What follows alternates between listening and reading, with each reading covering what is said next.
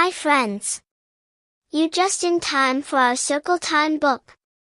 I love to read. Cinderella, illustrated by Salma Gull. There was many years ago a gentleman who had a charming lady for his wife. They had one daughter only, who was very dutiful to her parents. But while she was still very young, her mama died, to the grief of her husband and daughter. After a time, the little girl's papa married another lady. Now this lady was proud and haughty, and had two grown-up daughters as disagreeable as herself. So the poor girl found everything at home changed for the worse.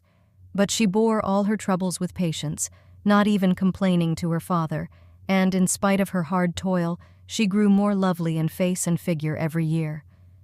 Now the king's son gave a grand ball, and all persons of quality were invited to it. Our two young ladies were not overlooked. Nothing was now talked of but the rich dresses they were to wear. At last, the happy day arrived. The two proud sisters set off in high spirits. Cinderella followed them with her eyes until the coach was out of sight. She then began to cry bitterly. While she was sobbing, her godmother, who was a fairy, appeared before her. "Cinderella," said the fairy, "I am your godmother, and for the sake of your dear mamma, I am come to cheer you up, so dry your tears. You shall go to the grand ball tonight, but you must do just as I bid you. Go into the garden and bring me a pumpkin." Cinderella brought the finest that was there. Her godmother scooped it out very quickly, and then struck it with her wand, upon which it was changed into a beautiful coach. Afterwards, the old lady peeped into the mousetrap, where she found 6 mice. She tapped them lightly with her wand, and each mouse became a fine horse. The rat trap contained 2 large rats. One of these she turned into a coachman, and the other into a postilion. The old lady then told Cinderella to go into the garden and seek for 6 lizards. These she changed into 6 footmen, dressed in the gayest livery. When all these things had been done, the kind godmother, touching her with her wand, changed her worn-out clothes into a beautiful ball dress embroidered with pearls and silver.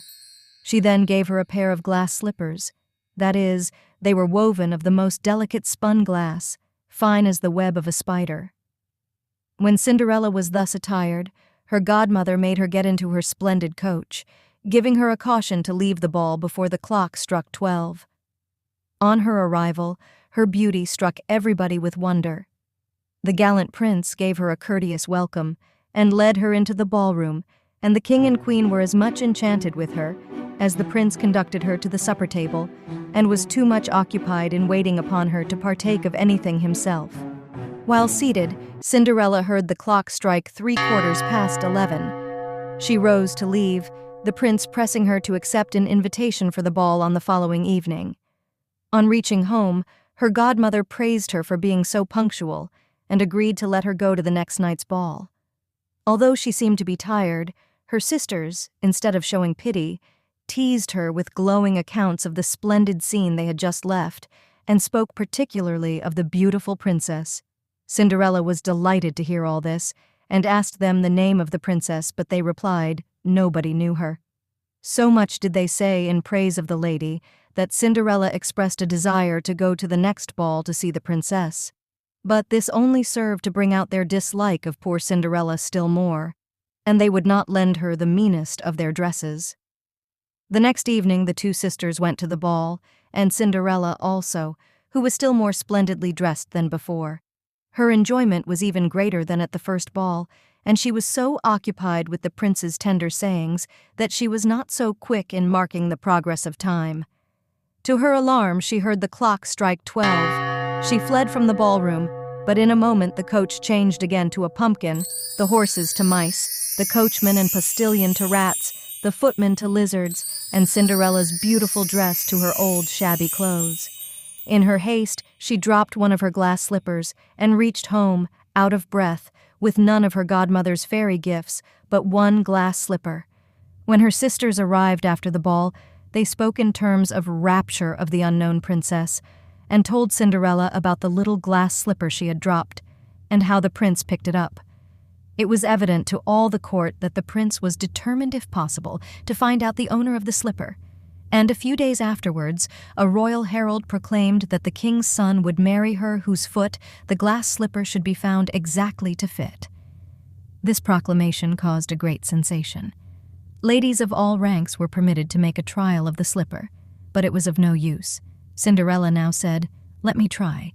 Perhaps it may fit me." It slipped on in a moment. Great was the vexation of the two sisters at this. But what was their astonishment when Cinderella took the fellow slipper out of her pocket. At that moment, the godmother appeared and touched Cinderella's clothes with her wand. Her sisters then saw that she was the beautiful lady they had met at the ball, and, throwing themselves at her feet, craved her forgiveness. A short time after, she was married to the prince, to the intense gratification of the whole court. For more story, please subscribe.